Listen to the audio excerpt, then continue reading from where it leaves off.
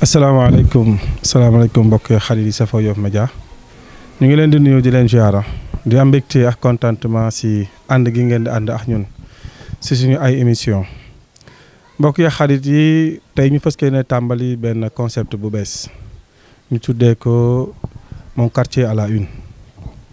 mon quartier à la une nag dafay dem seeti ji quartier traditionnel yi fas yéene waxtaan ak ñoom. fan la soxe ko lan mooy historique gu quartier bi yenn réorganisation la am naka la tëddee lan mooy cosaanu dëkk ba ñan ñoo ŋànk dëkk ba si wàllu kilifteef moo xam si wàllu aada la wala si wàllu li ñuy wax côté traditionnel côté administration bu fekkente ne am na fa. donc noonu la ñu fas yéenee doxalee ak quartier yi nga xamante ne ñi ñoo wër Yoff waaye ñoo wër Ndakaaru waaye képp koo xamante ne sax intéressé na la moo xam biti Ndakaaru nga nekk dinañu ñëw ba sa gox waxtaan ak yow la xamante ne moom moo soxal wàllu gox ba. ñu tàmbalee fi nga xamante ne nii nag mooy Yoff Ndenaat bu ñu nee Yoff Ndenaat nag ku dëkk Yoff rek boo xamul Ndenaat yi dégg nga ko ñu féggoo ki ak kilifa yi nga xamante ne aussi ñoo dëkk si gox bi ki nga xamante ne moom la ñuy tàmbaleel di suñu tonton. di suñu ndijaay di suñu pap ñu koy wax El Hadji Sana Ndir di aussi président wu jàmbur Yoff xam naa ne neestu dinañu ñëwaat ci présentation am parce que dañ koy bañ a def ñaari yoon dañ koy bàyyi mu nuyoo ñu tàmbalee moom waxtaan bi incha allah père nuyu nañ la. asalaamaaleykum fay naa leen El Hadji Sana comme ni nga ko waxee rek. maa ngi leen di nuyu di leen ziar di leen jox seen wàccaay. ñu fas yéene waxtaanee Ndenaat bu ñu nee Ndenaat nag di quartier traditionnel ñu bëgg xam quartier la bu nekk ci Yoff xam naa ne mënoo wax Ndenaat sans wax ci Yoff waaye boo ñu doon présenter Ndenaat historiquement fan la Ndenaat kañ la soxu naka la sosoo ndax li ñuy wax dëgg la moo jiitu ci Yoff wala jiituwul ci Yoff. waaw auzu billaahi mina sheytaani rajiim bismillaahi rahmaani rahiim.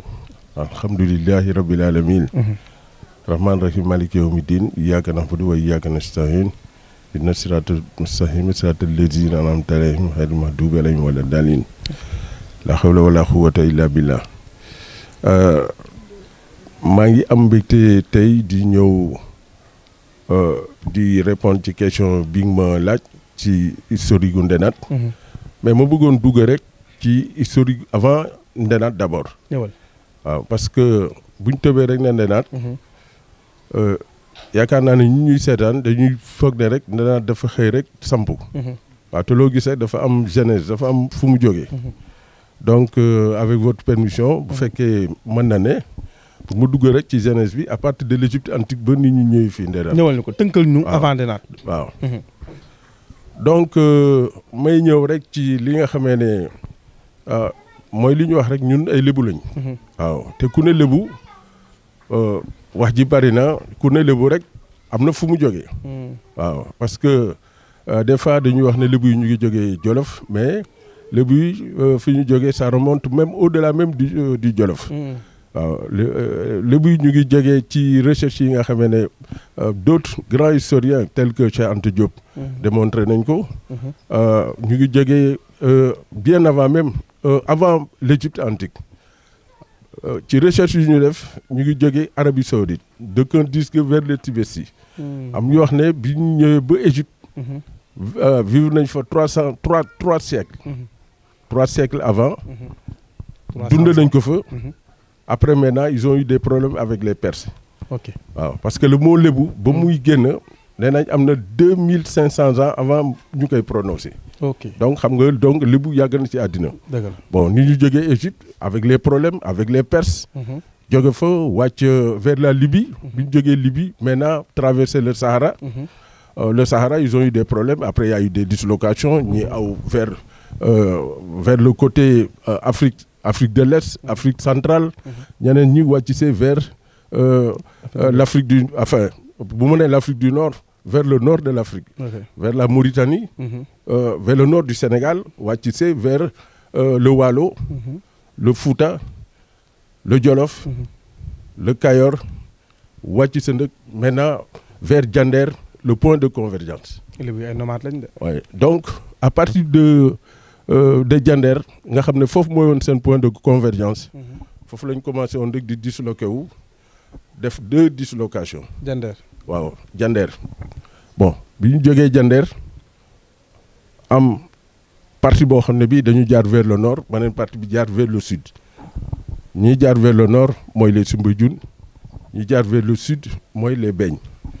alors bi nga xamee ne loolu am na ñu ñëwaat ñëw vers Curum. Curum. waaw non Bérum Thialane. Bérum Thialane mooy waaw Bérum Thialane mu ngi vers dans le Diender. mu ngi sorewul ak Diender quoi. bon de Bérum Thialane maintenant ñu ñëwaat encore am benn dislocation ñëwaat vers Cëddeem Mbijëm ak Tor là où il y a les séeréer noonu. waaw boo déggee ñu naan yenn lébu yi ñu leen qualifié ay séeréer noonu non ils ont vécu avec les noonu.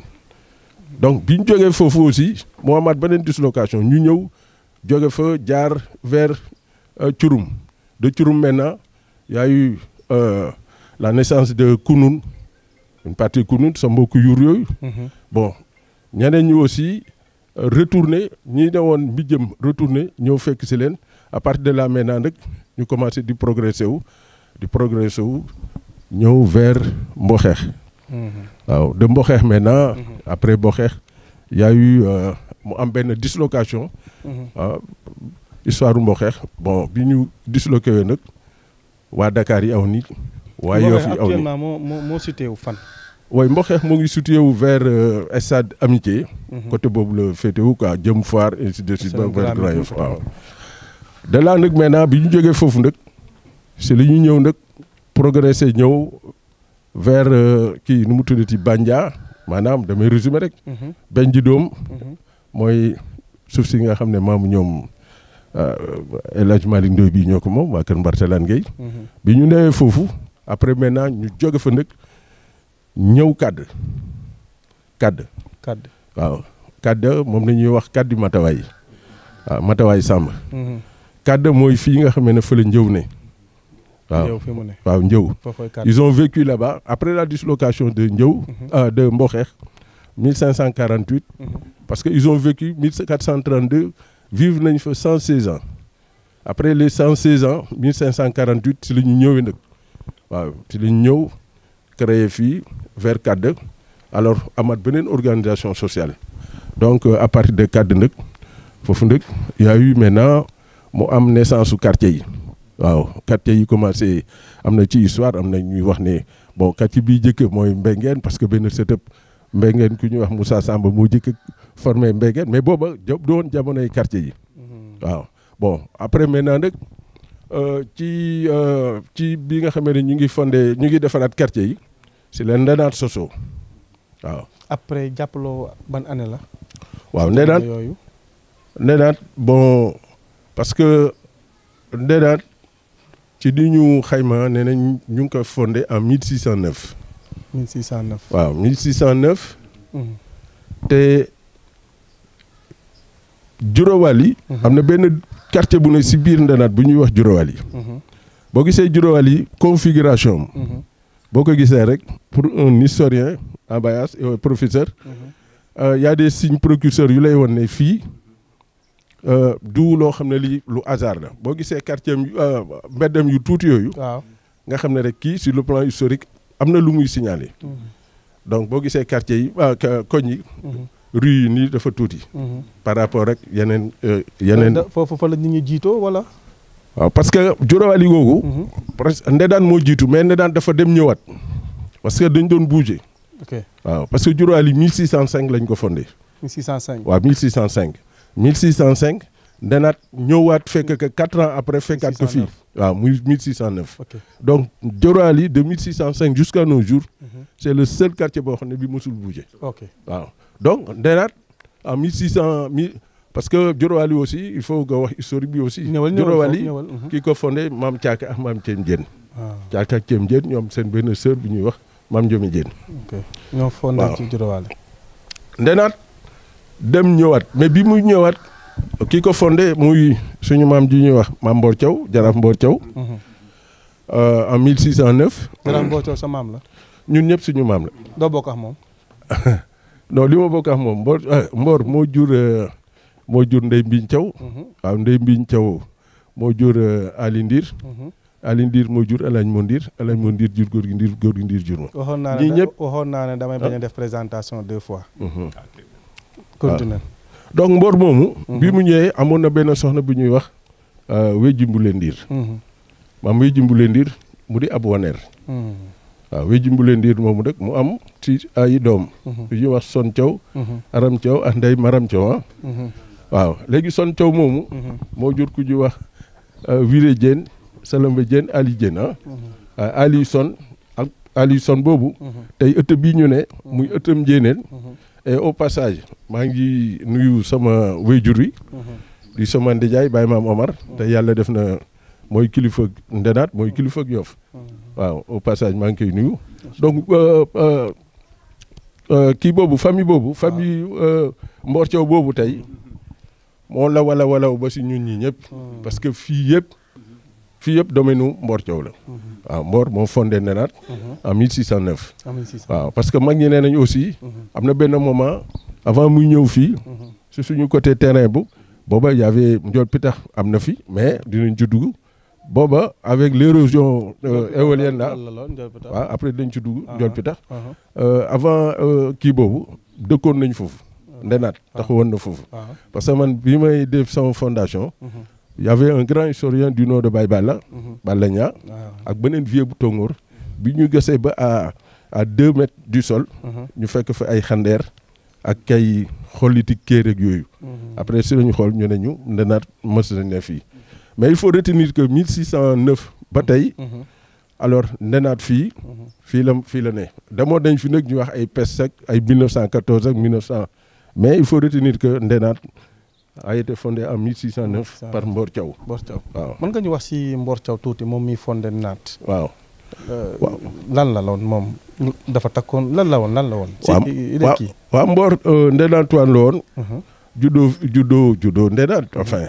jamono yi muy fondé Ndenaat jamono boobu Yoff amoon na coutume. waaw jamono boobu. waaw jamono boobu amoon na coutume. parce que le premier jaraaf a été intronisé en 1548. 1548 waaw 1548. Mbor Thiaw bi muy fii dafa takkoon ndomb. Mbor Thiaw takkal nañ ko ndomb ba jaraaf. waaw parce que il a libéré non seulement il a libéré Yoff. et il a libéré aussi Ndenaat. naka la libéré Yoff. waaw libéré Yoff mooy. dafa le Damel du Kayor. en un premier temps dafa confronté wu deux événements avec le Kayor. waaw benn bi mooy. dafa amoon histoire boo xam ne bii bon c'est une longue histoire. qu'on peut pas wax fii. bon deuxième bi mooy bi nga xamee ne aussi le Damel du Kayor jamono boobu dafa doon laaj ay galak. galak mooy yi impôt. parce que jamono boobu ñoom le Damel du Kayor dafa doon imposer bu année bi jotee dafay imposer lébu yi waa Yoff yi ñuy andi ay galak maanaam ay janja xeer ay gejja ay kéer ay karkaraan ay suufi géej yi su ko defee moom bu ñu demee moom lay orné ay këram ak ay moo daan nekk impôt bi. waaw loolu moo daan nekk impôt bi bon bi nga xamee ne loolu am na alors Mbor benn année bi muy libéré Yoff Ndenaat mu ne waa Ndenaat mu leen kii dana ñëw Damel dana ñëw wala mu yónnee mais année bii xamal leen ne tey da jeex tey alors bi mu kiiwee. jamono boobu mooy jaraaf Ndenaat wala jaraaf Yoff. non booba dewagul jaraaf. boobu nekkul jaraaf. waaw booba c'était toujours pour libérer. pour libérer li nga xam ne maanaam li ñu doon sas. waaw alors bi mu organiser waa Ndenaat. wax leen ne leen lii tey na fi dog. alors bi Damel ñëwee yónnee kiyam pour mu ñëw laaj galak ci histoire ni ñu ma ko nettalee je ne peux pas tronquer l'histoire. man du ma tronquer l'histoire. damay wax ni ñu ko waxee. te am na ñoo xam ne bu ñu ko déggee. man aussi j'ai des professeurs. donc bu ñu déggee li ma wax nañ xam ne. alors li may wax waaw. tey naa ba mu waxee son représentant de Damel. ba mu ko joxeñee daf ko joxeñ nag wax ak moom ba mu ko joxeñee bët ba dafa bët. affaire bi doon ngandi événement. alors ñu ñëw attaqué waa Ndenaat. bi ñëwee attaqué waa Ndenaat aussi gagné xeex bi. si lañ na Mbor naka nag ñun def nañ la jaraafi Ndenaat. waaw boo seetee si histoire ci li nga xamee ne moom ñoom si histoire wu jaraaf yi doo ci gis le nom de Mbor Thiaw mais Mbor Ndenaat ñoo ko def jaraaf waaw parce que il a libéré Yoff et il a libéré Ndenaat waaw moo taxoon am na benn moment ñu wax naan Ndenaat ab dëkk la si benn dëkk waaw am na temps même bu fekkee da ngay traverser Ndenaat bu jaaree par la mer doo jaar si tefes gi da ngay dugg si biir géej gi yooyu ñun li ñuy naan j'ai 66 ans actuellement loolu am na lu ñu si jot a fekkee la géwél bu daan ñëw di yéene fii pour traverser dem Tongoor bu ñëwee ba dugg si biir Ndenaat day téye ba ndëndam du yéene bu génnee nag doog a dem voilà Mbor Thiaw waaw jamono boobu fekk na li ñuy wax bataille de Jamboor bi jàll wala déet bi muy libéré Ndenaat ban moo jiitu non Mbor boo jiitu Mbor oui jiitu nag presque un siècle après maintenant il y a eu l'événement de Jamboor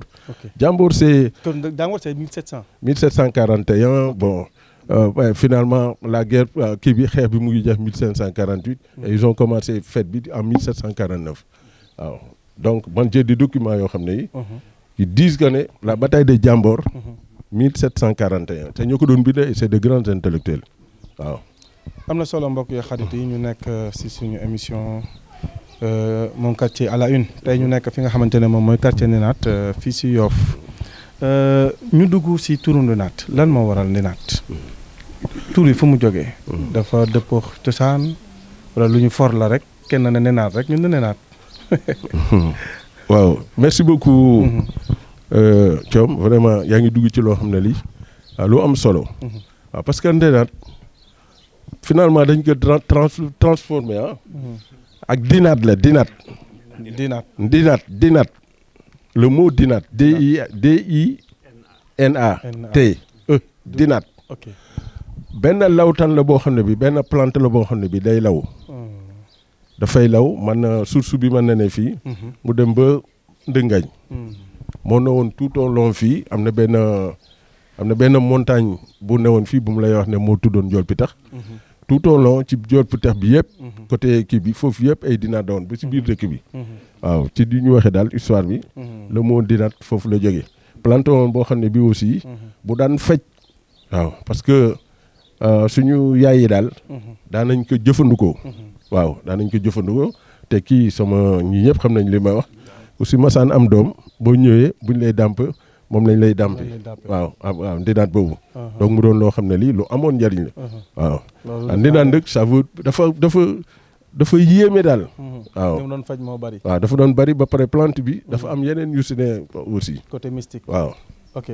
yaa ngi wax sànq mel na montagne Njool Pitax loo ma ñëwal foofu montagne bi ndax dafa am lu mu représenté woon ci quartier bi wala déet waaw wala lu fa xew foofu waaw Njool Pitax Njool Pitax aussi des fois am na événement yu yëpp si biir Ndenaat la waaw parce que yooyu yëpp si biir Ndenaat la parce que Ndenaat Tongoor lan moo ñu séparé woon fii ñu def tey kii bi tali bi bon lii nga événement gi bënoo la parce que Njool Pitax dafa bokk si événement Yoff parce que ki ñu wax suñu maam Seydina Imaamul Mahdi yu laay yàlla na yàlla doole leeram taas ñu si barkeem maa ngi nee nañ ba muy taxaw di woote di wax ajiboo daaye laa commentaire yi nag ñii am na ñuy wax fii mais am na ñuy wax fii mais ñun lii ñu fekk dañuy maam li maamu Njool Pitax la taxaw benn 10 heures yor taxaw di wax am na suñu ay maam yoo xam ne yi fekke woon nañu fekke nañ ko boobu ay xale lañ mën naa la si citeel ku mel ni maam ma jigéen Thiaw di woon mag si Baye Iliman Thiaw imam ratib am na sama maam boo xam ne bi may mun a jën di maam si kii aussi di maam si kii ñooñu dañ lay wax événement bi donc ñu ne fii si Njool Pitax fii la Baye Laay taxawoon di wax ne ajiboo daaye la yaamaal si jini indi rasulullah ilaykum donc voilà mu doon loo xam ne lii lu symbolique la bon aussi am na beneen kii symbolique boo xam ne bi aussi bi nga xamee ne am na benn événement bu fi am muy le prolongement de la piste de l'aéroport de Dakar Yoff au nord à 600 mètres axe nord dafa am benn avion bu doon viré mu débordé ba mu débordé nag y a eu affaire bi doon ngandi événement avec l'accord de temps boobu jaraaf suñu Baye Talla moo fi newoon. da Baye Talla Diagne xam nga 2 ans après la génn àddina.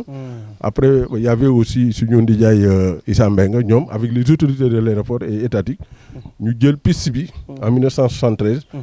dindi njool pi tax moo tax tey nga gis li côté Khourwa ak yooyu yëpp am. moom lañ prolongé woon la piste. est-ce que doo profité nga joxewaatal ma situation géographique bu Ndenaat.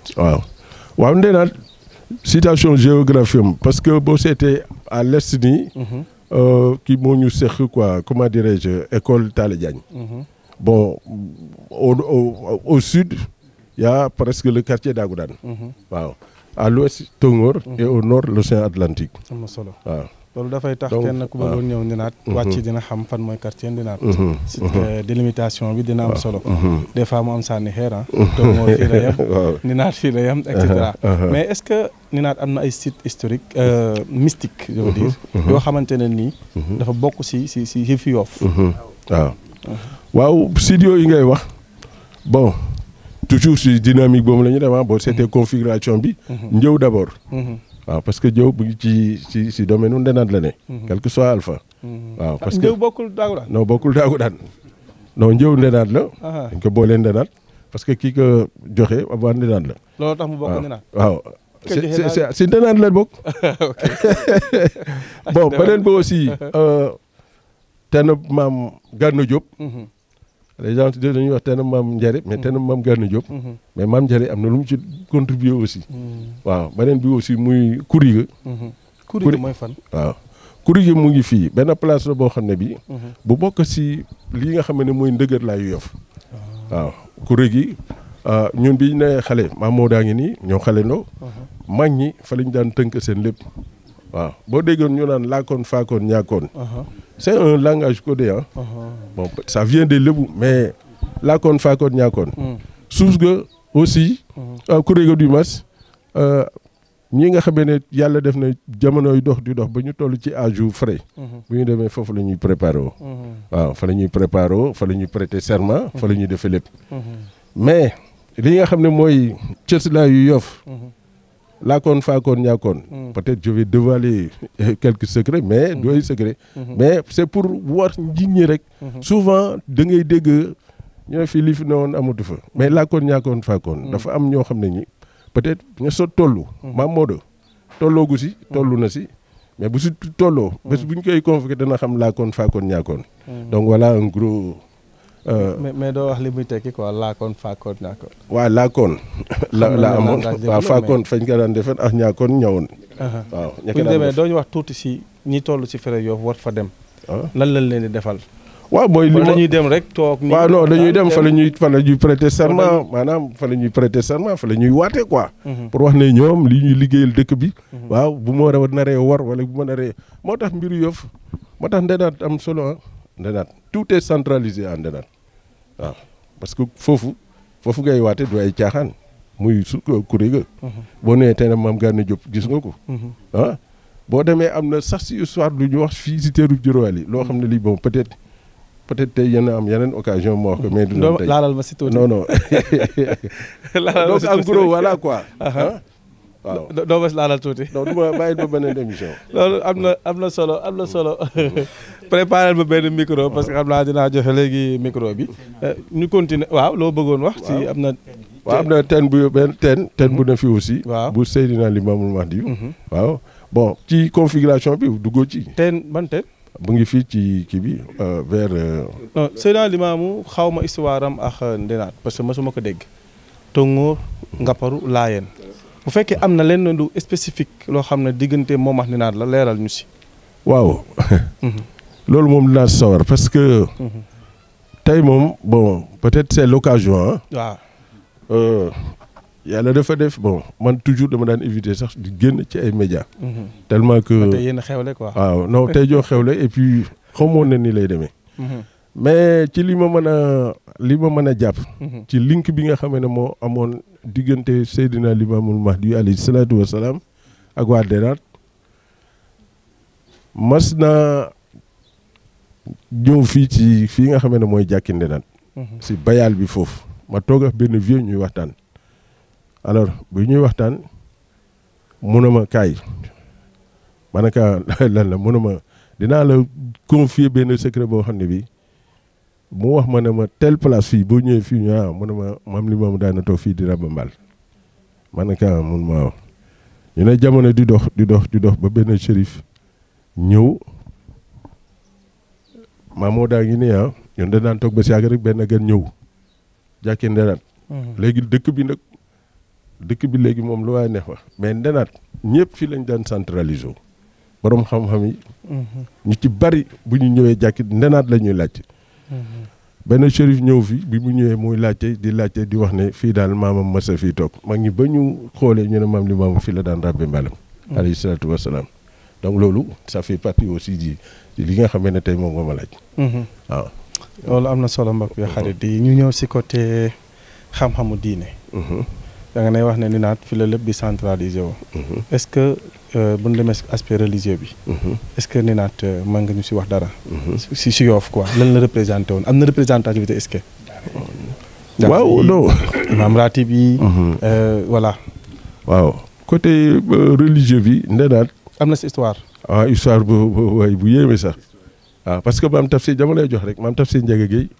waa ndenaat la bu Ndangaañ non maam Tafsir Ndiaga mu ngi fii ndenaat man def ne waa Ndangaañ la non du waa Ndangaañ waa ndenaat la waaw ma jox la si waaw am na suma maam bu ñuy wax tonton Sana ba doo jël géfi Ndangaañ waa Ndangaañ dinañ jël ci dañ def kii de non Ndangaañ mën naa la wax maa li gëb Ndangaañ maa li gëb Ndangaañ ab Ndangaañ ab waa Ndangaañ la maa li gëb Ndangaañ tu connais l'histoire de Ndangaañ waaw ok demal waaw fu ñu dem rek mën naa la fa wax mais damay bàyyi waa Ndangaañ d'accord waaw mais maam Tafsir Ndiaga ñëpp xam nañ ko Tafsir Ndiaga Gueye Ndiaga mu si sut l'histoire de Ndiaga mu si sut nan la demee nan la demee non ni mu demee ñëpp xam nañ ko c'est pas la peine mu ci non Bayas non je veux pas moo quartier à la une dafay révélé loo xamante ne waaw lu ñuy ngunumee te du jur coow te mu nekk ay exemple yoo xam ne mën nañ si sukkandiku surtout que jeunesse su léegi amuñu référence léeg-léeg boo leen di wax loo xamante ne nii fi nga leen koy waxee du am seede du ñu la sax gëm jamono bi fi mu toll la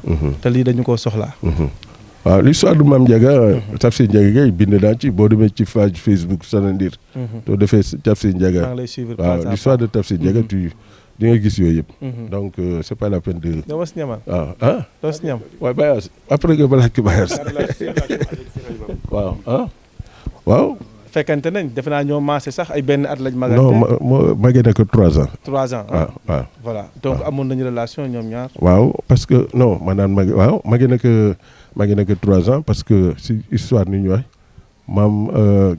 maam Biram Cuur Thiaw presque moom la parce que moom 41 43 la n'est-ce pas non 43 maam li moom moo juddu en 1843 43 kii waaw maam kii 1840 ok waaw Tafsir Ndiaga donc maam li maam am na magam bu ñu doon wax maam Biram Cuur Thiaw waaw Pam Thiaw ki est né en 1840 donc ba pare muy di jaay ci Seyna Issa mu jàngal ko dalal ko alxuraan waaw ak événement yi ci am yëpp waaw amoon na fi aussi sur le plan religieux aussi amoon na fi daara boo xam ne bii presque fait partie des premiers daara di sama maam Ali Ndir je veux même pas parler de lui mais peut-être que non c'est l'histoire c'est l'histoire maam Ali Ndir fii ëtt bi fii nee nañ presque mag ñëpp ju ci 90% yi fa lañ jàngi pour citer rek ki nga xamee ne bi mu génnee àddina moo ko jullee muy maam Maar Samba ñëpp xam nañ ko mu bokk ak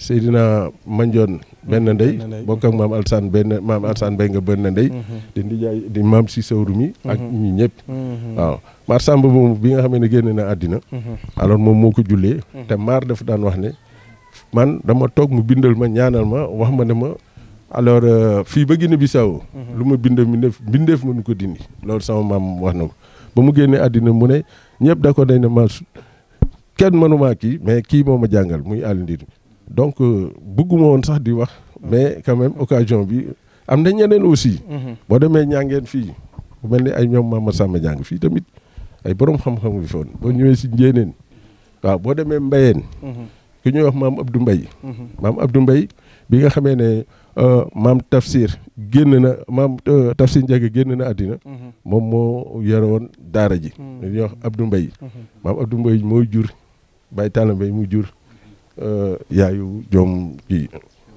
Sowru am na fi yeneen ak yeneen yoo xam ne tey bu ñu ko doon cité fii maanaam duñu fi jógee parce que ndenaat aussi boo demee si côté religieux bi wax nga ko boo demee si côté jàng bi aussi le premier intellectuel bi ñu wax ne le premier bachelier du Sénégal le premier bachelier du Sénégal je pèse bien mes mots une fois l'autre là comment dirais-je Alaaji Maada wax posé na fi question bi mel noonu ku ñuy wax Jean-Louis Benga Mbengue la sant mooy Benga yooyu ngay dégg Gorée ñooñu fii la ñu dëkk fii si Ndenaat gi ay mbokki waa Mbengue nag maam Ngaari Mbengue ñooñu ñoom jàngoo ñi ak ñoom Abdounar si Mbengue googu lañ jógee waaw et ils se sont installés vers Gorée waaw donc voilà en résumé waaw boo demee si yeneen côté yi aussi boo demee si ku mel ni fu mel ni Thiawène ku ñuy wax maam Ilimane Thiaw nee na fi imam ratib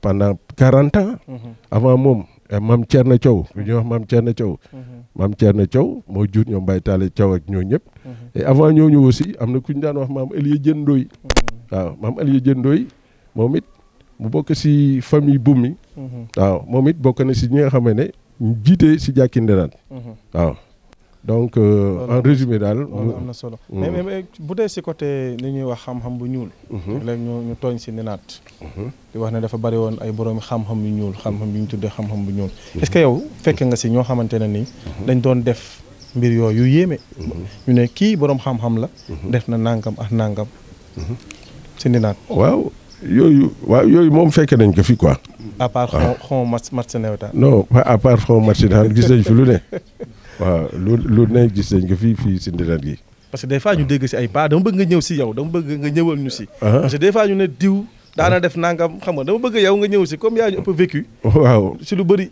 waaw bon xam nga diw daana def mais xam nga dafa am sutura aussi waaw sutura dafa baax quoi waaw xar-xaru Ndenaat mais sutura aussi am na yoo xam ne yi mais loo def publiquement du sutura loo def publiquement voilà waaw et puis si xam-xam la tegu waaw si xam-xam la tegu mais xam nga am na yoo xam ne yi am na yoo xam ne daal ay ndénkaane la quoi waaw tu veux pas trahir la cause quoi amul problème mbokk yi xarit yi première partie bi ñu jagleeloon ko historique genèse yu Ndenaat fan Ndenaat sox ko lan mooy xar baaxu Ndenaat da nga am loo yokk si foofu si historique bi si historique bi aussi avant la naissance des comités de gestion Ndenaat dafa amoon configuration boo xam ne bi imam ratib dafa amoon rôle bu am solo bu mu sena parce que mooy woon en dehors de délégué de quartier léegi la am mais amoon na ay chef de quartier man j'ai un document qui date de 1958 document bi booba jamono boobu tantôt may la doon wax ku mel ni maam Thierno Thiaw maam Thierno Thiaw fii le chef de quartier de Ndenaat jamono boobu document bi nga xamee ne les colons dañuy war a ñëw financer moo tax financement moteur yàgg na fii ñoom en 58 bi ñuy ñëw di financer mool yi ay moteur booba maam Thierno Thiaw moo ne woon comme chef de quartier booba y avait pas les délégués donc loolu laa bëggoon a kii rek bon waaw c'est organisation bi imam ñoo fi ne woon bon y avait aussi ay suñuy maam yu jigéen yoo xam ne lu daan am ñoo daan organiser jigéen ñi di togga di def di kii léegi suñu yaay ju ñuy wax yaay Mimi moo fi ne et maintenant avec l'évolution aussi y a eu la naissance des comités de gestion bu ñu ci demee ñii dinañ ci dugg voilà organisation bi waaw mbokk yi xarit yi bu kenn bougé ñu dem page pub ñëwaat léegi C'est bientôt la rentrée scolaire et vos enfants ont besoin de la meilleure des éducations. Le groupe JSK offre un enseignement bilingue, français, anglais avec éducation islamique. Dès la petite section, vos enfants sont baignés dans cet univers de langues qu'ils absorbent facilement. Nous avons une crèche, une garderie, un préscolaire et un élémentaire. Le JSK, c'est 2 écoles. Cœur Mam Nafissa, qui se situe au 670 HLM Grand Médine, et Cœur Mam Nafissa 2, au 101 HLM Grand Médine, sur la route reliant Djamalaï à l'unité 15. Ne vous inquiétez pas si vous n'habitez pas dans les alentours.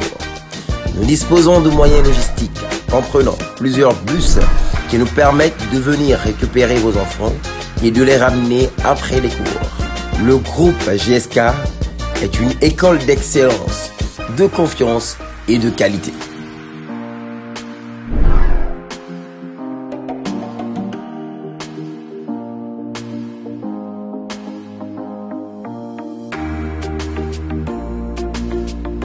voilà mbokk yi xarit yi ñu dellu sewaat si suñu émission Mon quartier à la une ñu jagleel ko yi nga xamante ne ni moom mooy quartier traditionnel yi parce que ne dem waxtaan ak wax gox ba xam lan mooy historique gu quartier bi nan la quartier bi di doxee jusqu'à nos jours tey ñu nekk fii si nga xamante ne moom mooy quartier Ninate fii si Yoff ñu dalaloon ñi nga xamante ne ñoom ñooy kilifa yi di si dalal keneen koo xamante ni moom tamit mu ngi bokk si génération Njàmbur Yoff aussi toujours El Hadji Maodo ñuy nañ la. ñu ngi leen di ziar. di la fay di kontaan si li nga ñu defal tey. muy occasion pour Ninate extérioriser wu. wax li xew ci dëkk bi ak nu fi meloon. am na solo ñu gis président Ndeye Ndiambour El Hadji Sana li mu wax léegi si historique bi fii Ninate déparé ba si jamono ji nga xamante ne réorganisation am na kañ la Ninate réorganisé wu ba mën a taxawal comité de gestion amaat beneen organisation au sein du quartier. waaw ñu ngi lay sant Thiam di kontaan si li nga ñu defal tey. li El Hadji Sana wax vraiment lu neex la dégg la muy historique bi. mais historique bi nag amoon na ak organisation bu fi amoon. parce que dañuy xam ni Ninate a toujours été organisé. maanaam mag ñi dañu mës a ànd mais ku ne xam sa wàllu moroom. te loolu moom la ñuy wax tey comité de gestion. maanaam dañ ko tubaabal rek. mais ñoom amoon na fi. loolu amoon na. comité de gestion mooy woon bu ñu soxlaa dara am na ku ñuy laaj naka defal danga mu def ko. kii wala micro bi tuuti si voilà. bu ñu soxlaa dara. si fànn bu mën na doon am na ko yor. te am na koo xamante ne kii aussi moo yor baatu dëkk bi. loolu moom la ñu daan wax si quartier bi. tantôt El Hadji Sana wax na ni la imaamu ratib bi imaamu quartier bi. amoon na fi baat. te daawul réeroo ak coutume bi ñu fi yoroon. daawul réeroo ak aussi organisation interne bi. muy wax comité de gestion entre guillemets bu njëkk. parce que bu njëkk xam nga mag ñi bu ñu daan def ay tamxarit ak yooyu. dëkk bi dafa organisé wu woon. organisé wu woon sur le plan structure dañ daggoon dëkk bi. dagg ko ay pàcc.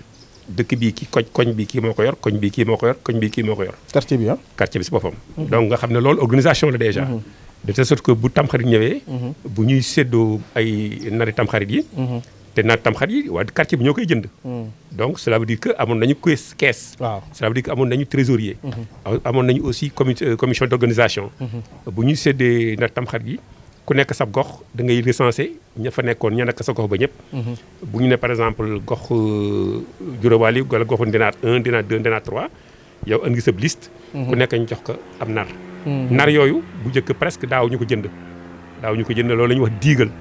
dañuy jël par exemple bu tamxarit ñëwee ñu jënd ay nag séddale ko waa dëkk bi.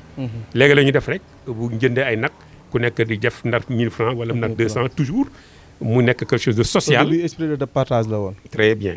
n'est-ce pas et de participation surtout. participation sociale. donc loolu mooy organisation bi fi newoon.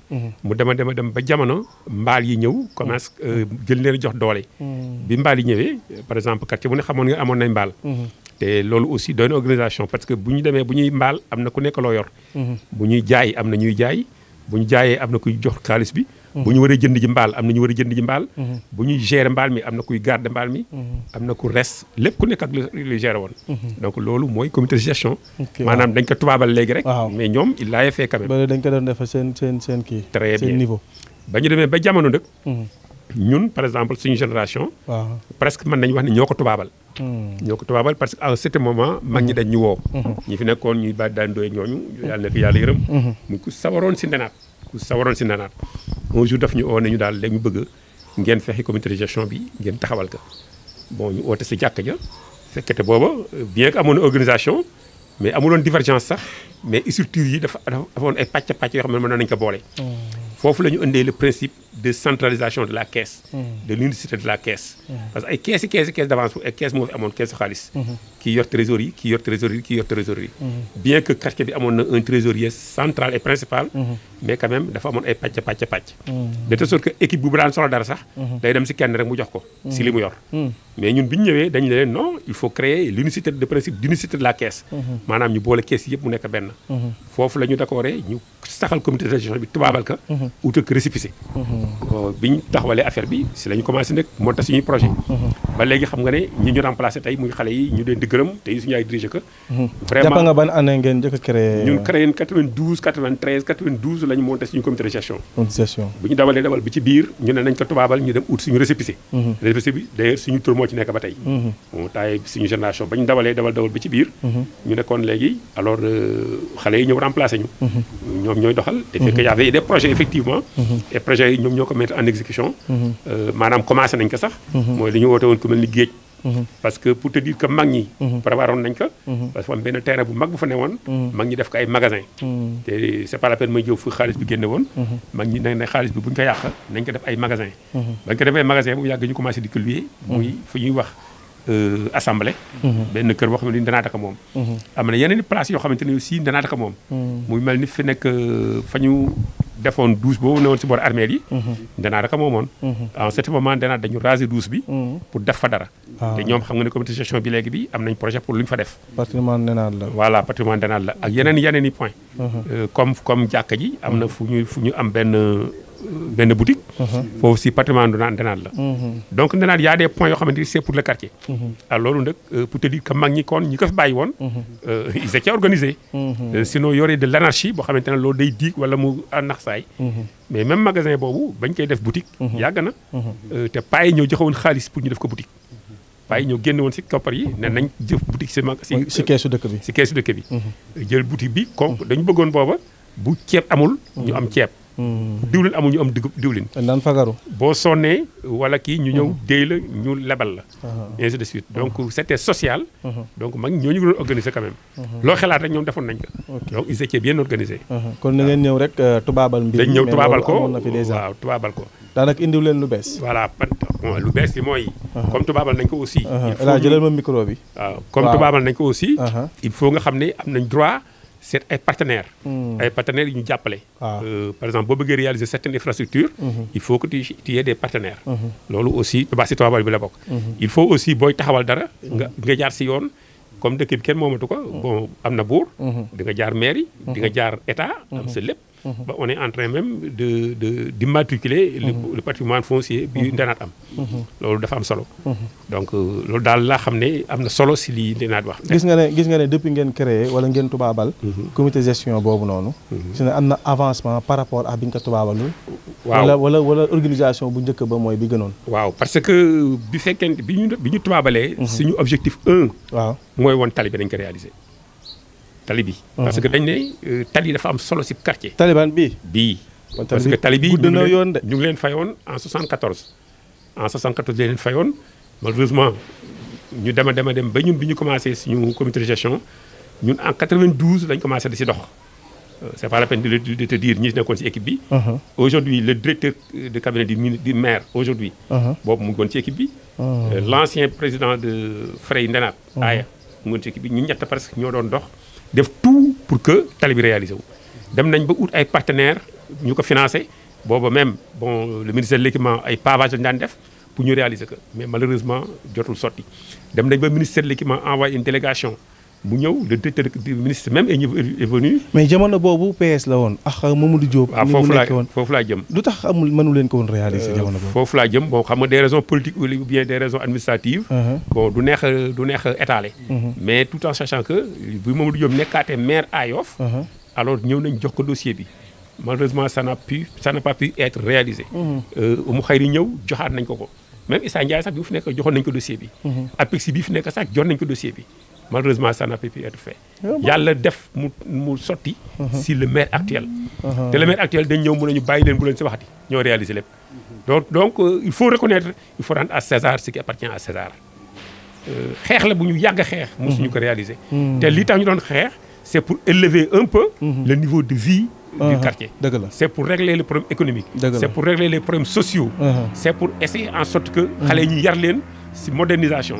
loolu yëpp taxoon nañu doon xeex pour tali bi jàll. am na solo donc bu ñu demee tey mu jàll nag. alors si phase bi ñu toll mooy li ñu doon séntu yëpp. alors ñu jëm loolu am na solo mu nekkoon seen objectif majeur. voilà très bien tey ñii fi nekk tey. réaliser ko donte ni yéen entamé yoon ngeen ko. est-ce que am na leneen loo xamante ne ngeen ko dafa bokkoon ci seen ay objectif ñii fi nekk tey ñoom ñu réaliser ko comme boobu comme tali bi. bon amaatul wala boobu moom mooy. xam nga man par exemple li ma daan wax dama daan wax ni tali bi bu paree rek ma bàyyi politique. nga bàyyi politique. waaw parce que loolu mooy parce que dama xam ni xale yi ils sont intelligents. Ils peuvent quand même mettre sur la table des projets. Et d'autant plus que le maire est là il le sait. maire bi muy toj kër yi daf na kër gu nekk naka toj tabax mur bi. te fait c'était ça notre projet. toj kër yi tabaxaan mur bi. déjà kër gu nekk ñu def sa magasin mooy woon suñu projet. te ñëpp xam nañ ne maire bi ñuy réaliser mur bi kenn du sa mur def ko si dërëm. c'est la mairie qui a tout fait. toj ko mais nag avec les péripéties ak les dédommagement bi aussi. dédommagement bi y avait quelques couacs. y a quelques 2 ou 3 maisons yoo xamante ne yii. alors y avait des blocages moo jiitu woon. waaw da fayoon nañ ñëpp. mais dafa am ñaari couacs. ñaar ñoo xamante ne ñii fayoo ko ñu woon. te loolu maire daf ko jël en charge réactualiser ko. xam nga sur le plan administratif fay leen ci jamono ji. voilà réactualiser ko. ok donc xam nga sur le plan juridique dañu wax ni état bu jëlee sa alal. fay la. loolu amatuloo fa dara. amatuloo fa dara loolu moo lay wax le principe d'expropriation. ça doit être juste et préalable. Le préalable mooy état da lay fay avant mu def fa dara. donc état comme fayul woon ñaar. no kenn la fayul woon. alors bi maire ñëwee il a eu la compréhension. ne alors il faut ñu réactualiser ko. te damay bañ dugg si détails yi sax. mais mbaaxaay ak maire la. mais moo tax mu tàngal dossier bi. danañ ko beesal. li ñu ko war a fay ñu réactualiser ko. loolu am na solo bon loolu def nañ ko. si plan amul benn problème. waaw c'est pas le peine d'entrer de détails mais quand même le maire daal nous a arrangé. waaw loo xam ne lii ku ne dawoon na pour def ko. alors réaliser na que. loolu muy ku xamul rek yaa naan la mairie n'a rien fait à Ndenaat mais lii moom. xam naa ne dugal na ci loxoom à 100%. ne dinaa def lépp et def na lépp. ñu koy sant bu baax. ok loolu daal am na solo mbokk xarit yi mu nekkoon réorganisation wu Ndenaat. li nga xamante ne noonu la dundee si plan coutume et tout ça ñu tubaabal yenn mbir yi.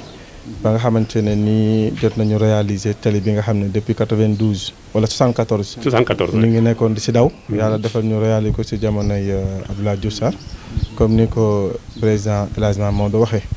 ñu dugg nag si wàllum festivité. Ndenaat ko xam-xam si yëngatu. voilà waaw si nawetaan et cetera. nga xam ne dafa bokk si spécificité yu Ndenaat. balaa may ñëwaat si yow dinaa ñëwaat si yow. mais damay dox man nga toog damay nuyu El Hadj Sewru. El Hadj Sewru nuyu nañ la. monsieur le maire dafa tàdd dinaa ñëw si moom léegi. waaw El Hadj Sewru nuyu nañ la.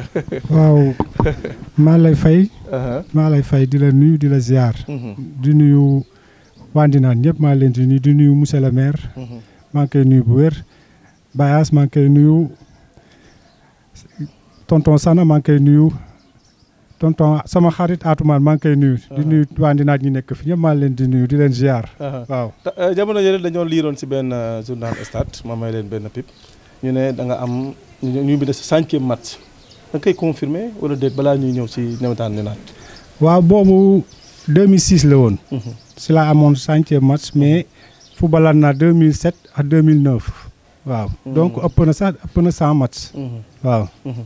côté Ndenaat côté sport Ndenaat xam nañ ne exemple nga si def nga si carrière donte ne am na ñu la jiitu woon ñaar ñi toog ñoo la jiitu woon mais tey xale yu bëri yow la ñu gën a xam que ñoom ñii mujjee ñëw nan nga ñu mën a expliquer si côté sport Ndenaat. waaw côté sport Ndenaat mooy li nga wax rek waaw nawetaan parce que man yàlla dafa def. Ndenaat kañ la tàmbali nawetaan lan mooy ay jalooreem lan mooy li ko gën a marqué wala li la gën a marqué si nawetaanu Ndenaat. ak kañ la tàmbali. waaw Ndenaat tàmbaleem yaakaar naa waaw defe naa 79. 79 la commencé waaw. 79 si la commencé ba man maay ñëw 90 laa jëkk a dugg en senior. 90 laa jëkk a dugg en senior. ok waaw yàlla def ma fekkoon fi sama ay mag. samay tonton man moom laa doon footballandool. samay tonton waaw. amul sama benn morom boo xamante ni ñoo maasandoo ñu footballandoo ci équipe senior bu Ndenaat. waaw. wax dëgg yàlla say morom yaa njëkk a dugg si équipe bi. waaw maa leen njëkk a dugg si équipe bi ngay fekk Ndenaat jamono jooju. waaw fan la équipe bu toll woon si wàllum palmarès. si wàllum champion. waaw ba ñu ñëw moment yooyu man. fekk naa fi par exemple ay 6 championnat 6. waaw. 90 6 bariwul. kay 6 fekk naa fi ay 6 yooyu. waaw parce que am nañ ay 13 championnat. waaw 13. fekk naa fi ay 6 man bi ma ñëwee am naa fi presque 7. 7 waaw. ak benn bu cadet. yéen nga 7 championnat. waaw ak benn cadet. waaw. macha allah loolu am na solo ah. acca. waaw di man ba may commencé tamit ba xam nga monsieur le maire booba gardien la woon. début waaw. loolu. exclusivité équipement yi ma doon njëkk kii moom laa daal dem dëngaay njëkk ab équipement di football wax dëgg yàlla. déedéet waay. waaw moom moo doon aal équipement may football daal. waaw. loolu yàgg na loolu ay mooy sa première année 90. wala sa deuxième année. non 90 laa njëkk football senior 90. parce que 89 87 laa def cadet. 88. sa carrière Ndinaat gépp lan moo la gën a marqué wala yan année ñoo la gën a marqué si nawetaani Ndinaat. yan année moom ma gën a marqué année bi ma gën a marqué. mooy wala si victoire bi la gën a neex. non année bi ma gën a marqué. mooy année 2016. 2016 année yooyu. 2016 2006 waaw 2006. waaw ok. waaw si sa fin carrière quoi. waaw parce que année yooyu booba Yoff dafa match yi dafa garaawoon si dëkk bi. niveau nawetaan bi dafa élevé woon. Ndinaat génn mobilisation boo xamante ne nii amul benn quartier bu ko mën a génne si Yoff benn quartier bu ko mën a génne si Yoff. waaw année boobu daf ma marqué. boobu dañu dem ñun rek ñoo fa mën a feesal si Yoff fii. stade. waaw. année boobu daf ma marqué. mobilisation bi daf ma marqué waaw. mais amul benn match boo xam ne mën nga si wax ne vraiment match bi marqué na la parce que dan la gagné wala nga gagné. dañ match boobu année boobu mooy ñoo ngapparu. ban année la. ñoo ngapparu muy. 97 waaw parce que booba ñoom dañu jor ab révélation boo xamante ne nii. macha allah. muy match boo xamante ne ni match bu doy waar. mu nekk xas-xasloo si quartier yi. mu nekk xas-xasloo bu doy waar. année boobu du Pape Samba Elvis mooy woon entraîneur Ngaparou wala du même année. non du même année boobu. du même année. waaw boobu xas-xasloo bu métti la woon si entre quartier yi. waaw moom histoire bi fi xewoon bu doy waar la daal. Baye As mi sax moom moo doon joxe taraagi si dëkk bi am mémoire wante joué na ko si ñoom. waaw ñu ñëw foofu. mu dee leen intimidé. génne palmarès boo xam ne. Ndinaat da ko dóor Ngaparou ay. 13 fois xaw ma 17 fois. waaw ñun moom li ñu leen gagné moom. bataille psychologique la woon quoi ñun li ñu leen gagné moom macha allah. Ngaparou bu ñàkkee championnat yu bari si Yoff. à cause de Ndinaat. waaw parce que Ndinaat quartier yi wax dëgg yàlla léegi lañ ñu rek sonal nii rek. parce que man mii sax daanaa toog ay ñaari at wala benn at sax du ma encaissé wala bu ma encaissé benn bii ñaari bii laay encaissé fii si Yoff. waaw ñun man moom daaw ma encaissé bu bari. waaw léegi la rek gars yi fii moom xam nga rek. fan la woon si côté gars yi ñoom El Hadj Mamadou li ñu daan takkal ak garaawoon wala sax man la wala nu mu demee woon. non booba ñun dañ amoon ay joueurs yoo xamante ne mën nañ football. te boobu man mënoon naa li may def mënoon naa ko macha allah. monsieur le maire mu ngi nii dañ daa match da daa am nii mu woo ma téléphone ne ma match bi match bi dina dangereux de ma ne ko maay gagné match bi booba man xam naa mën naa li ma mën. waaw am joueurs yoo xamante ne it macha allah am nañ fit wi mën nañ football. waaw. loolu am na solo. waaw léeg-léeg mën nañu wax nawetaan sans dugg si derby. waaw. nan nga jàpp ne dëggantaan mooy derby Ndinaat. waaw derby Ndinaat match Ngaparou la daa doon. Njare Tongoor. am ngi ñetti derby. waaw Mbengeen waaw. Mbengeen waaw. yooyu moom ay derby. kon daanaka Ndinaat moo daan football derby yi ñenn ñëpp dañuy ñëw contre Ndinaat. waaw. ok parce que bu ñu daa tiré match poule yi ku si ne danaan maax Ndinaat ñooy final. maax Ndinaat waaw bu ñu tiré rek ku si ne danaan maax Ndinaat ñooy final. mais mu utaloo ak jamono ji nga xamante ne moom la ñuy dund bu ñu delee 20 ans yi Ndinaat def naa ñaari coupe la si am tey boo ko waxee ku juddu 2000 dina ne mais grand bi li muy wax ban année la wala tonton bi li muy wax ban année la lan mooy problème bi. waaw mais problème bi mooy xam nga. génération fi newoon na fi newatul. non li fi newoon sax non am nañ ay joueurs sax am nañ ay joueurs parce que génération bu ne peut-être sa li yàlla dogal ci yow. li yàlla dogal ci yow. boo xoolee suñu ay samay ndijaay yi nga xamante ñoo fi nekkoon. ñoom dañ doon def loo xamante ne lii amoon nañ joueurs yoo xamante ne nii fu ñu dem dañu taxaw. waaw suñu génération bi ñëw suñuy mag ñëw xale yi macha allah mën nañ football mais peut-être gëm-gëm bi nekkoon si ñun. ak suñuy tonton yi. peut-être nekkul woon si ñoom. waaw. loolu am na solo ah. defe naa ne côté gëm-gëm aussi ak taxawaay ak encadrement surtout est-ce que ni naan encadrement ba mu amoon am na ko ba léegi. waaw encadrement bi am na parce que foo dem si àddina ay problème dafay am. ay discussion mais encadrement bi am na fi. wax dëgg yàlla mag ñi seetaan nañu xale yi. chaque jour ñu ngi waxtaan ak ñoom. wala équipe yi màgg ba tolloo yéen. non équipe yi équipe yi màgg nañ dëgg la màgg nañ waaye parce que ñun fi ñu jaar si football. nee naa fi mu jaar si football. si sport. yaakaar naa ne benn quartier jaaru ko fi. benn quartier jaaru ko fii. waaw xamaa ne nag boo koy wax fii ñenn ñi xamul. ñoom ñooy wax peut-être génération bi ñëw ni ñoom ñooy wax mais seen ay mag ak ñi si kaw ñoom duñ wax loolu. am na solo mu nekkoon na grand Sewru Niang vraiment di ancien gardien équipe bu Ndenaat naa ne ku ko xamul tamit ku ko seetaanoon tamit dégg nga turam mu nekk koo xamante ne vraiment icône la si ASC Ndenaat ñu jàll si monsieur le maire. moom tamit révélé sport ba tey monsieur le maire révélé nañ fi léegi ne ancien gardien la bu ASC Nangaañ monsieur le maire. waaw maa ngi lay fay nuyu naa la maa ngi fay ñëpp di gërëm ñëpp di sant ñëpp quoi waaw maa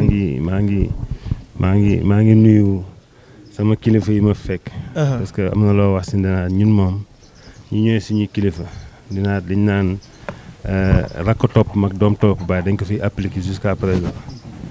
Ndenaat rek ngay dugg benn kambis gis ki am 50 ans ki am 70 ans ak ki am 20 ans ñu bokk kambis loolu dafiy dund ba léegi parce que ñun loolu la ñu xam. donc ñun ñëpp a nekkandoo à symbiose. donc damay nuyu donc le président de Ndeye Ndiambour bi xam ne moo toog mooy El Hadj Sanandir di nuyu sama ndiyaay ji Mamadou Ndoye di nuyu donc Atoumane mi waral bés bi ak sër bu mu ak ñi ma fekk ñëpp quoi waa Ndenaat ñëpp. di leen nuyu yéen waa télé bi yëpp sauf seen directeur quoi dégg nga. monsieur le maire bu la nit ñi xamee dëggantaan avant politique ñu ngi la xamee si président ASC Ndenaat. moo tax ma dugali la si sport. parce que ñu bëri xamuñu si côté boobu noonu parce que politique bi moo la fësal léegi. casquette boobu la. mais en tant que président bu ASC Ndenaat. moom laa lay interroger tey lan mooy li nga xamante ne ni si sa carrière bi yëpp li la gën a marqué si ASC bi. waaw je pense que Ndenaat moom yor naa ko feeyaat. comme ni nga ko waxee mais ñun Ndenaat l'avantage bi ñu amoon mooy que yàlla daf ñu boole ñun ñëpp ñu quartier boo xam ne comme ni ma ko waxee dañu nekk soudé wu nekk benn loolu mooy woon suñu force Ndenaat Sewru wax na léegi y a des faiblesses parfois mais on est en train de corriger et de voir comment donc ñëwaat ci li xam ne mooy Ndenaat d'autant bi ñu daan wax. boof bi ma ko yoree tamit man naa mënuma woon dara xaw ma woon dara. mais Ndenaat avantage yi mooy yow da ngay nekk président ni dañu teg la fi si ëpp cër. mais liggéey bi war mooy waa Ndenaat ñoo ko doon liggéey. mooy ñoom mag ñi mas ñoo bàyyi ASC bi. xam nga da nga doon rencontré léegi benn kii naa la may benn anecdote bu ndaw si ASC Ndenaat comme li nga wax si mag ñi fi nekkoon. du ma wax ASC bi du ma wax ñan la dafa am benn final. ñu toog fii ñu ngi toog ñun sama kër yaay comme fa la ñu regroupé boobu jour yaa ngi foofu am benn paa buy jàll rek. ñu ne ko waa kàcc di doy nee nañ ko am xam-xam defatul Ndenaat waaw mas yu metti woon na metti boo xam ne ñoo kàcce boobu mais ñun te bëggoon nañ si génn. ñu ne ko ku am waa kàcce nangam ñu ne ku am xam-xam ku leen mën a gañe defatul Ndenaat mooy loolu la ñu wax ñu ne ko waaw da doon dem jàkka ja mu oññeeku dem kër jox ñu benn bouteille bu ndaw nañ si jour bi ku nekk laal say loxo kanam bu waa Ndenaat gañewul man tey timis du ma fekk Ndenaat. te final la woon ak final. te on a gagné ce jour là donc li la sana doon wax yàlla def na si quartier bi ñun ñii rek ay ndaw lañ mais am nañu si fekk lu néew astuut ñun man nekk naa président ay match yu bari yoo xam ne daaw ma génn fii si quartier bi damay ñëw nañ seeti pas diw mu jox ñu ñuy joxe ñu dem football te ay match derby yi Sewru doon waxee tout ça dañ ci daan génn donc loolu am na si quartier bi mais comme ni nga wax 20 ans yi équipe bi dafa régressé et loolu c'est normal si ASC day jékki-jékki yéeg jékki-jékki wàcc. période bii nag ñu bari tey li nga wax xam nga dama koy confirmer sama doom dañ doon waxtaan man a ñoo ëpp ay coupe si naa ma papa man loolu man fekk moom am na bag ren. coupe bi ñu mujjee gagné 3 ans la amoon ñu ngi foto woon de ak coupe bi ba xam kooku xamul coupe Ndenaat comme ni nga expliqué. donc ce qui veut dire que ñun ñu ngi nii yàlla daal mën nañu dimbali. si li ñuy bëgg a liggéeyal ñu liggéeyal ko ba suñu ASC ñëw si kanam incha allah. te ñu ngi si loolu am quoi na solo sànq El Hadj Mamadou dafa révélé lu am solo mooy depuis 74. ñu ngi doon daw si tali bi di jaar fii. mënuñu si jot. yàlla def mu réaliser wu si yéen. yow nga xam ne yaay premier adjoint au maire tey loolu lan la def si yow. waaw loolu satisfaction rek la def si ñun mais tey jii ñoom ñooy précurseurs yi li ñu naan donc ñoom ñi ñoo doon liggéey. parce que tey bu ñu ñëwoon ñun fekk ñu fi dossier bu taxaw. duñ ko mën a toppatoo. je me rappelle donc le ministre avait reçu le comité de gestion de Ndenane comme ni ko maam moo doxee ñu toog boobu benn doléance moo ñu gënoon yóbbu ñun suñu doléance numéro 1 benn la woon mooy talim Ndenane. on a discuté maire ne est-ce que su ma ko toppatooyee di ngeen mën a def parce que booba 2 choses moo amoon c'est le déguerpissement bi ñu waroon def parce que nit ñi jamono jooju tali bi dañ siy féliciter donc le comité de gestion bi fi nekkoon ak donc les frais defe naa ñoom ñoo nekkoon les frais ñoom ñi ahinsana ñoom ñoo nekkoon les frais jamono yooyu maire ne mën naa fexe ba tali bi duggaan Ndenane mais à une condition yéen dama leen di bàyyeex lii xam ne mooy la sensibilisation te yàlla def na ñi ñu fayoon ñëpp jamono yi parce que génn nañu àdduna seen i doom ñoo fi nekk ñeneen seen si xam nga c'était difficile. ñu leen fayoon nañ sa maam ba pare mais tali bi dafa war a jaar.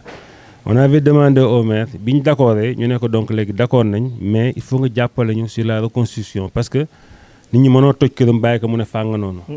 te donc nit ñi amuñu woon ay moyens pour comme ni ma la waxoon boobu fay nañ leen ay ati at. ñoom ñu d'accord si ñu wax maire tamit jàppale ñu ba ñu tabaxaat mur yi et tout et que bañ amee tamit yàlla def sutura comme ni ñu ko waxee. yàgg na parce que boobu defe naa tali bi def na fi ay 3 ans yéen sa def ngeen sa ay reportage ou sànni say xeer yu bari mais nag yàlla mu ngi soog a dogal donc mu àgg wala affaire yi parce que tamit li ko waral mooy xam nga parfois dans les marchés là nit mën na gagner ay conditions yëpp tegu mu dem ba si bi am des difficultés wala mu des problèmes am nañ ko 2 fois mais actuellement la 3e est bonne mu nekk yàlla def na sutura xam naa léegi ñu fàtte donc cette souvenir la te li maam Maodo wax dafa am solo te loolu tamit damay lancer un appel au comité de gestion nañu xalaat donc lan la si ndenaat war a mën a am ëllëg bu ñu bàyyi suñu mbokki du ma def ay bawol suñu mbàkki jaaykat di ñëw loué sama kër yaay loué sama kër tante na comité de gestion donc faxay ñëw na kër Ramata Diène tali bi dafa jaar sa kër ñun on va faxe nañ faxe ba ñun comité de gestion ñu tabax ay cantine mais loué que parce que li ñëwaat mu ñëwaat donc au niveau du quartier sama yaay mën na si am paaram ñu ne ko tu auras par exemple 50% le comité aura 50% sans yooyu mën nañ si waxtaan parce que comme ni tonton As wax économiquement dañu war a njëkkital tali bi dañ si war a génn si Ndenane parce que ñoom boo gisoon ñoo si doon jox yàlla def na Ndenane dafa désenclavé woon da ngay fu feebar pour mu génn fi am na un problème te ku fi daan jël taxi ñëpp xam ne diw feebar na parce que donc mais tey taxi bu ñuy sukkal dem ak a ñëw donc nit mën na dem feebar dem faj ju ba ñëwaat ñibbisiwaat kenn du xam ne sax tey kii dafa feebar wala nangam yooyu yëpp ab tal de si baax et sur le plan économique comme di ma wax day yëkkiwaat ab quartier et ba pare dañ xam ne économiquement tamit Ndenaat am na ay ressources yoo xam ne donc additionnelles yoo xam ne dina ñëwaat pour donc gën a développer donc le quartier mais liñ si am rek mooy satisfaction parce que yàlla moo dogal comme nañ koy wax suñuy maam la woon suñuy maam jamono yi ñoo bàyyi Mbaye Diès ñoo fi nekk nangam mu dem ñoom As daa fi en tant que technicien moom mi dañ ko si féesi As lu mu si deful amul tey jii tali bi moom si jaay mu nekkee TP et tout ça lu mu si deful amul mais tey jii mu ngi soog a dogal si ñun mu sotti loolu tamit suñu ngóora yàlla moo dogal mu sottee si ñun rek ñu di sant yàlla bu baax a baax a baax. am na solo mbokk yi xarit yi damay ñëwaat si El Hadj wax mu defal ñu mot de la fin bi parce que daanaka li ñu cërale woon si waxtu jeex na. waaw ñu tëjaale ramassé waale pour ñëpp incha allah. waaw c'est-à-dire comme on parlait de l'histoire de Ndenane. on a parlé du sport. mais dañu wax football nawetaan rek bàyyi. te le lutteur bi ëpp doole si Yoff Ndenane la ñëwoon muy Malick Niang.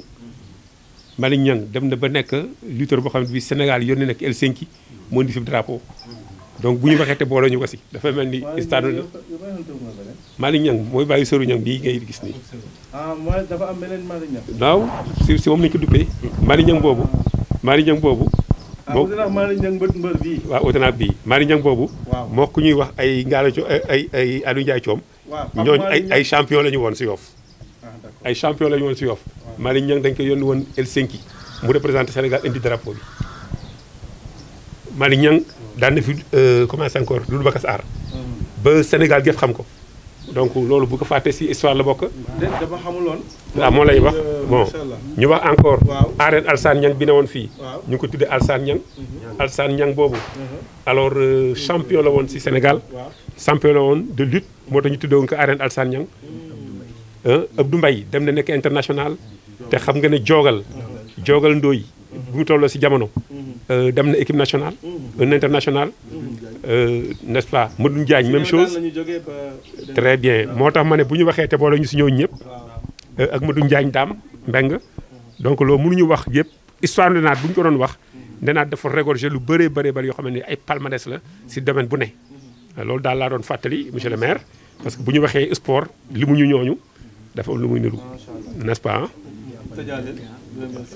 waaw n'est-ce pas jërëjëf donc man nag je pense que kilifa du fi nekk ngay tëj il n'est pas le maire est là donc dama koy bàyyi moom mu tëj au nom de l'opération. non mais tey maire bi nekk waaw non mooy suñu kilifa quand même dafa am cër rek dafa am cër rek pour ñu jox parce que man benn affaire bu ndaw laay fàttali ASC Ndenaat fi mu jaar kenn du ko fàtte temps bu ne rek marqué na ko temps yi ñoom combe waa nga poru waa daagu daan bu gisee yettu combe rek daw donc loolu yëpp amoon na Ndenaat waaw donc daal monsieur le maire lay bàyyi mu tëj waaw mu def mot de la fin tëj quoi waaw mais di waaw mayal ma 2 minutes monsieur le maire maa ngi jégalu waaw si wàllu taarix aussi dafa am lu ma xaloon a fàtte tuuti am na si wàllu daara suñu maam ji ñuy wax maam Abbi Guèye bi nga xamee ne waajuram génn na àddina maam Abdou Mbaye yor daara ji moom jigéen maam Abbi Guèye moomu yore na daara ji ba pare après lay soog a génn àddina waaw maam Abbi Guèye moomu nag moo jur Baye Assane Mbengue Baye Mamadou Mbengue Baye Assane moo jur ñoom maam Raan ñi donc loolu laa amoon comme complément rek di bàyyi monsieur le maire mu. waaw di sant ñëpp rek di sant waa Ndenaat gi fi nekk ñëpp di wax ne tey comme ni nga ko waxee ñëw nga si quartier ba nga xam ne quartier bu riche en histoire la.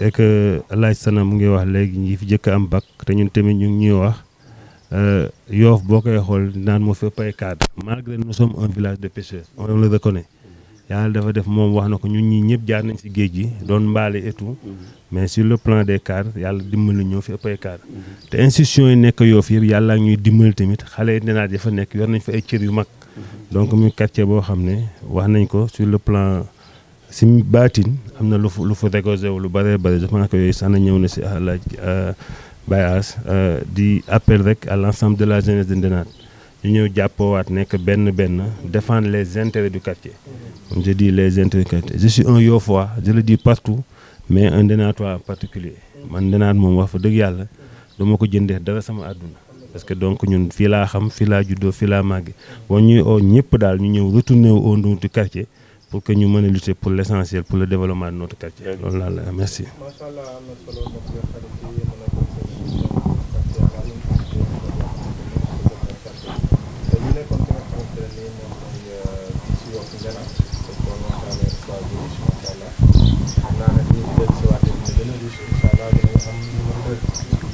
xarit yi ñu doon def di jëlee si beneen émission yeneen i quartier. Asalaamaaleykum wa rahmatulah.